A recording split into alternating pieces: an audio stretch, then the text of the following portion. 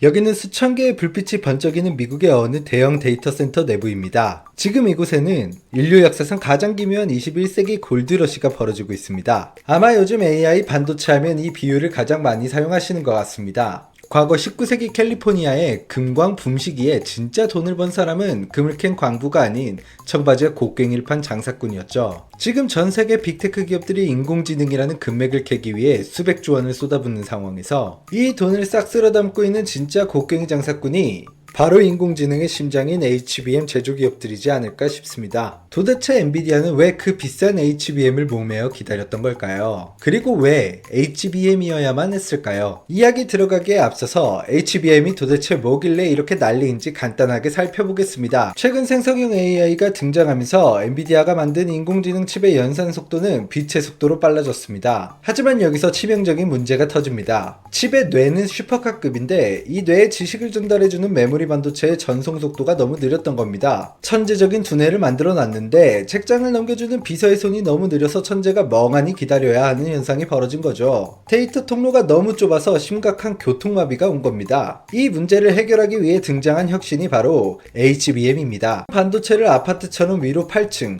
12층씩 촘촘하게 쌓아 올린 뒤에 머리카락보다 얇은 미세한 구멍을 수천 개 뚫어서 데이터를 한 번에 나르는 초고속 고속도로를 뚫어버린 것입니다. 1초에 풀 HD 영화 수백 편을 동시에 전송하는 압도적인 속도. 다른 반도체로는 이 막힘 현상을 해결할 대안이 전혀 없었습니다. 엔비디아에게 HBM은 선택이 아니라 AI 제국을 유지하기 위한 유일한 생명줄이었던 것이죠. 그렇기 때문에 HBM이라는 반도체 시장에 대한 열기가 폭발하기 시작했습니다. 이 거대한 시장을 차지하기 위한 기업들의 맞짱은 사실 지난 30년간 벌어진 피도 눈물도 없는 치킨 게임의 연장선입니다. 1995년까지만 해도 전 세계에서 반도체를 만드는 기업은 무려 20여 곳에 달했습니다. 하지만 2007년에서 2012년 사이 1위 삼성전자의 주도로 상대방이 파산할 때까지 손해를 보며 가격을 후려치는 무자비한 치킨 게임이 시작됩니다. 만드는 족족 수천억 원의 적자가 나는 반도체 빙하기가 오자 후발주자들은 처참히 무너졌습니다. 당시 세계 2위였던 독일의 키몬다가 2009년에 파산했고 일본 반도체의 마지막 자존심이었던 엘피다마저 2012년에 부도가 나며 미국 마이크론에 인수되었습니다. 당시에 하이닉스 역시 부도 위기까지 몰렸으나 임직원들이 무급 휴직을 해가며 악으로깡으로 살아남았죠. 이 잔혹한 학살극 끝에 살아남은 기업들 중 계속해서 치열한 경쟁을 하고 있는 기업이 바로 삼성전자, SK하이닉스, 마이크론 빅3입니다. 그리고 이들이 다시 한번 HBM이라는 무대를 두고 2차 대전쟁을 시작한 것입니다. 치킨 게임에서 겨우 살아남았던 만년이 등 SK하이닉스는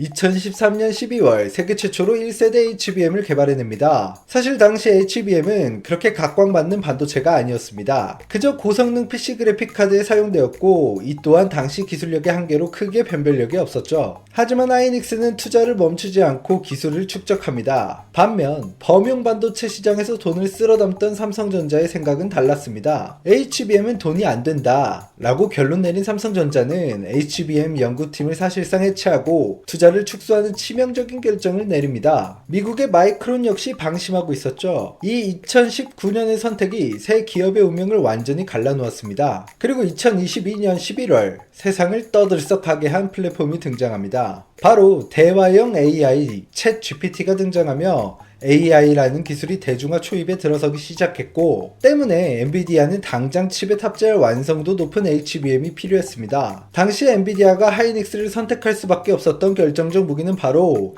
MRMUF라는 독자적인 패키징 기술이었습니다. 칩을 쌓을 때 하이닉스는 액체 형태의 보호제를 흘려넣어 구워내는 방식을 썼습니다. 이 기술 덕분에 하이닉스는 칩의 치명적인 열을 귀신같이 방출했고 압도적인 수율을 먼저 확보했습니다. 방심했던 삼성이 부랴부랴 5세대 제품 추격에 나섰지만 엔비디아의 품질 검증 테스트에서 연이어 탈락하는 초유의 사태가 벌어집니다. 원인은 전통 공정 방식이었던 열 압착 필름 방식의 한계였습니다. 칩 사이에 고체 필름을 끼워 붙이는 이 방식은 12층으로 촘촘히 쌓자 열을 밖으로 빼내지 못하고 내부에 가두는 약점을 드러낸 것입니다. 온도가 기준치 이상으로 치솟자 엔비디아의 테스트에서 줄줄이 탈락하는 굴욕을 겪어야 했습니다. 그 사이 마이크론이 5세대로 직행하는 도박을 던져 엔비디아의 인증을 일부 받아내며 공급망의 한자를 자리를 꿰찼습니다. 하이닉스는 이 기세를 몰아 영업이익 47조 원을 기록하며 사상 처음으로 삼성전자의 연간 영업이익을 추월하는 대이변을 완성했습니다. 하지만 삼성은 이대로 무너지지 않았습니다. 약점으로 지적받던 필름의 두께를 1개까지 줄여 발열 성능을 극대화했고 최첨단 장비를 전면 배치했습니다. 그 결과 실패를 거듭한 지 약 18개월 만인 2025년 9월 삼성전자는 마침내 가장 난이도가 높다는 5세대 12단 제품에 엔비디아 품질 검증 테스트 통과 도장을 받아내는 데 성공합니다. 이 극적인 반격으로 인해 2026년 현재 글로벌 HBM 시장 점유율은 그야말로 요동치고 있습니다. 2025년 4분기 데이터에 따르면 SK하이닉스가 약 57%의 점유율로 여전히 절대 왕좌를 지키고 있는 가운데 공급망에 진입한 삼성전자가 약 22%의 점유율로 무섭게 지분을 빼앗아오며 추격을 개시했습니다. 그 뒤를 이어 미국 마이크론이 약 21% 점유율로 삼성과 대등한 위치에서 치열한 칼끝 싸움을 벌이고 있습니다. 완벽한 3사의 삼국지 구조가 열린 것입니다. 빅테크들이 데이터 센터 다 지으면 이 전쟁도 끝나는 거 아닐까?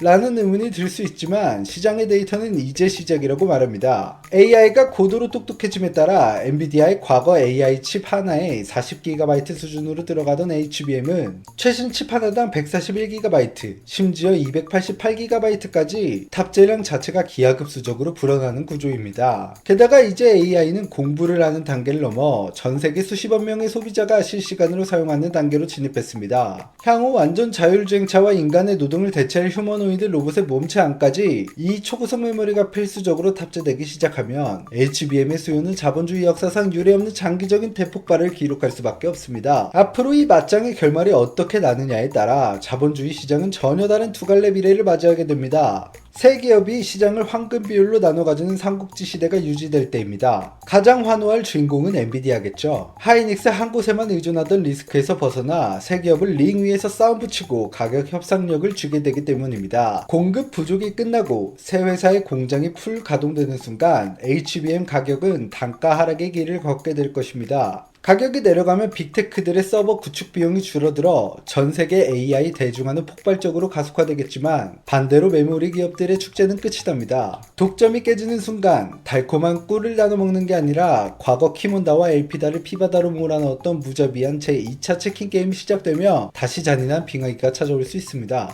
다른 하나의 시나리오는 누군가 독보적인 차세대 기술로 시장을 통째로 집어삼키는 절대 독점 시대가 열릴 때입니다. 현재 격전지인 5세대를 넘어 판도를 바꿀 6세대 HBM 시장에서 어느 한 기업이 압도적인 수율과 발열 제어 기술로 왕좌를 다시 차지한다면 패러다임은 완전히 달라집니다. 독점제를 쥔 그 기업이 부르는 게 값이 되고 계속해서 폭리를 취하겠죠. 이 경우 엔비디아마저 독점 기업의 눈치를 보며 비싼 값을 치러야 하므로 전 세계 AI 혁명의 속도가 느려지는 브레이크가 걸릴 수 있습니다. 하지만 그 독점 기업만큼은 자본주의 역사상 가장 화려한 황금기를 누리며 대한민국 증시의 권력 지도를 통째로 새로 쓰게 될 것입니다. 자본주의의 역사에서 영원한 독점도 영원한 패배자도 없습니다. 피로 세운 제국을 지키려는 자와 왕좌를 탈환하려는 자, 그리고 허를 찌르는 추격자까지 새 기업이 펼치는 HBM 난투극은 지금 이 순간에 또 단 1나노미터의 오차를 두고 아찔하게 벌어지고 있습니다. 빅3의 피말리는 삼국지 분할이냐, 아니면 새로운 절대자의 탄생이냐, 과연 마지막에 웃는 진짜 승자는 누가 될까요? 주가 상승으로 인해 상당한 금액을 익절한 여러분들이 승자일 수도 있겠죠. 자, 여기까지 현재 뜨거운 감자인 AI 반도체 시장을 주제로 한 맞짱 박스 두 번째 이야기, 빅3의 치열한 맞짱 스토리를 다뤄봤습니다. 오늘도 하나의 이야기를 사과박스 안에 담으며 마무리하도록 할게요. 앞으로도 더 유익한 이야기,